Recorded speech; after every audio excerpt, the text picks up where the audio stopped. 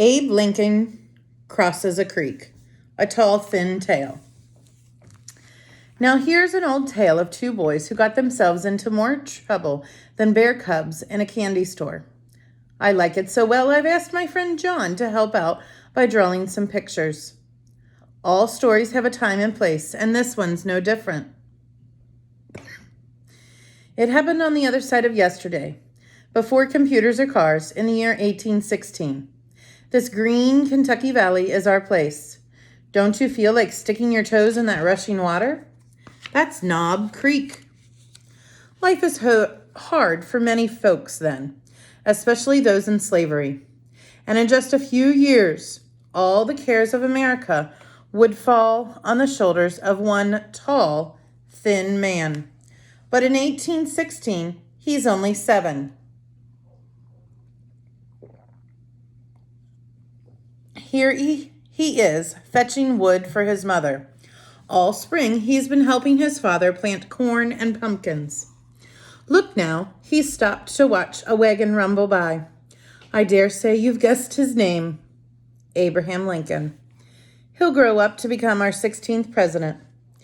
There's another boy there, too, sitting on that rock waiting for Abe. That's Benjamin Austin Gollaher. Austin for short.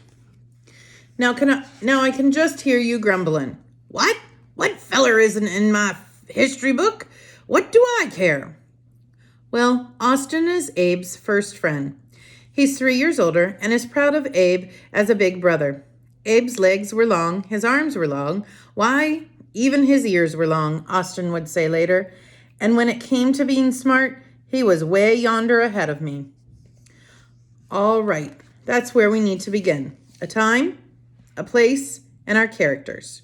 2 boys named Austin and Abe. Now, where were we? Oh, I know. Austin just waved at his friend, remember? Hello there, Austin. Abe calls out. Yesterday I saw some partridges over by Knob Creek.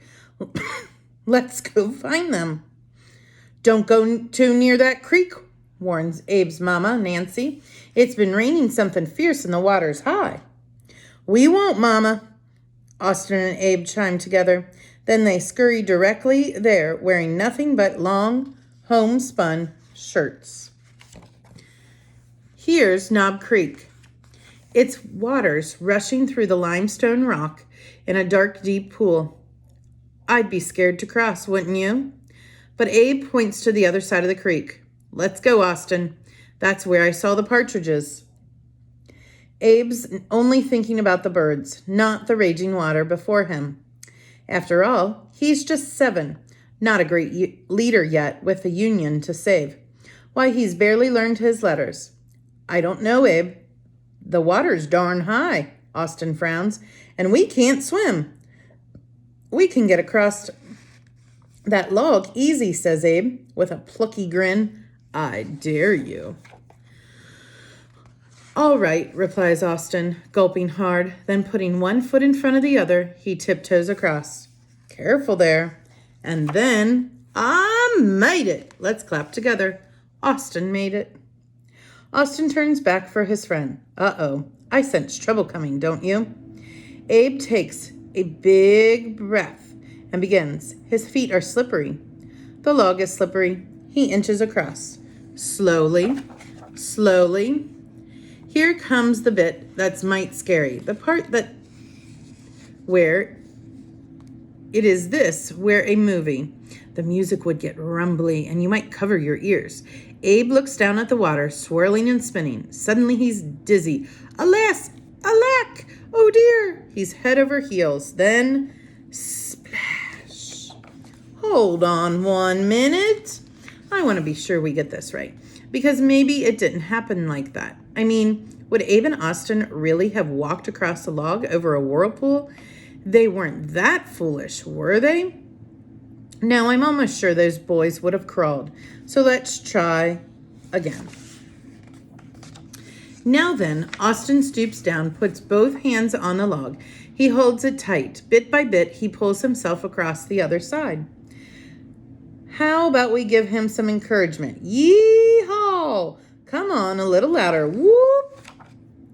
Hooray, Austin is safe. Your turn, Abe. Austin says, squishing his toes in the mud. Uh-oh, I'm afraid this isn't much better. Look, Abe's in trouble from the start. His stomach feels queasy, his head's all a-whirl. He gets halfway, he's stuck. Don't look down nor sideways, nor, says Austin hollers. Can Abe even hear Austin above all that racket? John, could you please stop painting that noisy water? Just look right at me and hold on tight, Austin yells louder, but Abe can't help looking down. He loses his grip and then, alas, alack, oh dear, he's head over heels and then, splash. Wait, where's Austin? Now, John, don't let him wander off to chase partridge, not at the most important moment of his life. Whew, there he is. He must have been there all along, because he was Austin, Abe's first loyal and true friend till the day he died. What are you saying? Abe's still in the water while I'm rambling on? His head went under again? Wait, I'm trying to remember what happens next. I'm pretty sure Austin doesn't say, don't worry, Abe, I'll save you, 'cause I know you're on Earth for a great purpose. And I don't expect Abe sputters back, stop yapping and help. No, I think Austin just leaps into action. He pulls Abe out by his shirt tail, or maybe a sycamore branch, or a fishing pole. We'll let John decide what sketch to paint. For that's the thing about history. If you weren't there, you don't know for sure. Abe's on land at last, but he looks almost dead. Austin pounds him until so much water pours out of his mouth it about makes a lake. For a long time, Abe is still as Austin's heart. At last, Abe coughs. He opens his eyes and smiles up at his friends. What a relief. I thought you were a goner, Abe says. I'm mighty grateful, Abe whispers, his throat raw from swallowing half the creek. Better not tell anyone, Austin says, or we'll get a whipping. I won't, but I'll never forget it, Abe promises. Not as long as I live. Then they stretched out on the rocks and bake in the sun till they dry. We could end our tale here, two happy friends in the sunshine long ago, but I expect you want to know what happens next.